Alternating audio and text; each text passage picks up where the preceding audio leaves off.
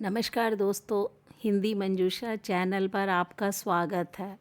चलते हैं कहानी मंच की ओर। आज की छोटी सी कहानी जो कि जीवन के प्रति आपकी सोच बदल सकती है। कहानी का शीर्षक है मुआवजे।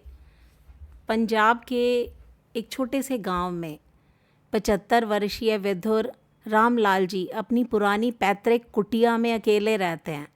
पत्नी के गुजर जाने के बाद उनके 3 बेटे रवि, अमित और कुणाल वो मुंबई में अपने परिवारों के साथ जाकर बस गए।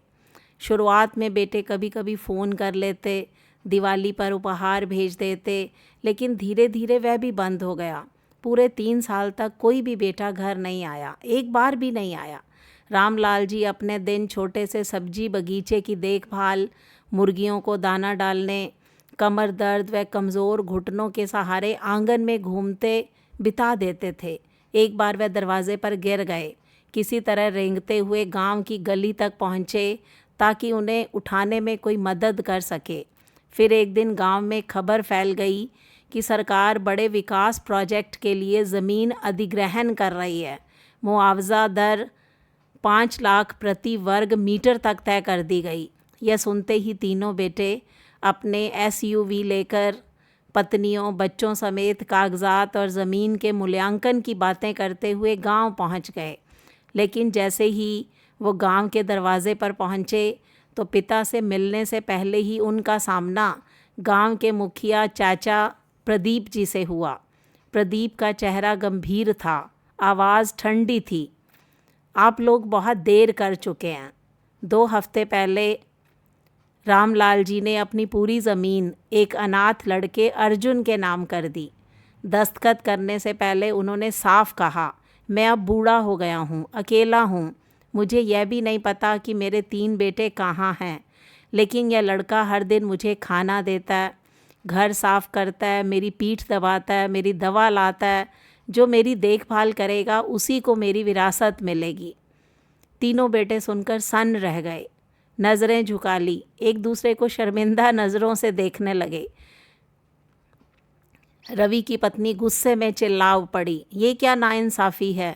वो बूढ़े हैं, बिना हमसे पूछे ऐसे ज़मीन कैसे लिख सकते हैं?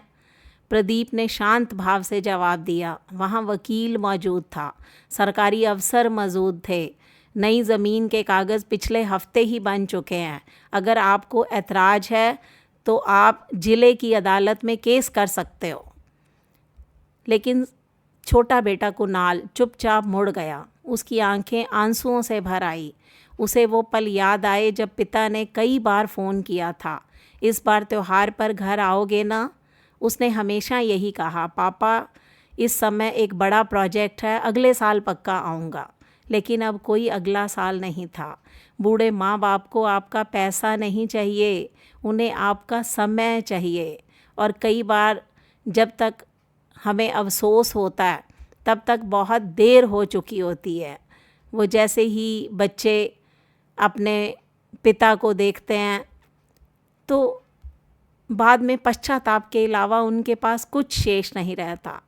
दोस्तों, माँ बाप को पैसा नहीं चाहिए, उनको आपका समय चाहिए। आप माँ बाप को समय दीजिए। शायद ये कहानी कुछ लोगों की सोच बदल सके, कुछ लोगों की मानसिकता में बदलाव ला सके।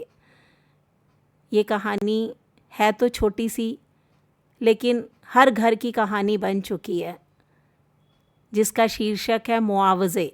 मुआवजे लेने के लिए तो बेटे दौड़े चले आते हैं, लेकिन माता पिता की सेवा करना अपना फ़र्ज़ नहीं समझते। दोस्तों, ये कहानी आपको कैसी लगी? इस पर अपनी प्रतिक्रिया दीजिए। हिंदी मंजूषा चैनल को सब्सक्राइब कीजिए। मिलते हैं अगली वीडियो में, तब तक के लिए बाय बाय।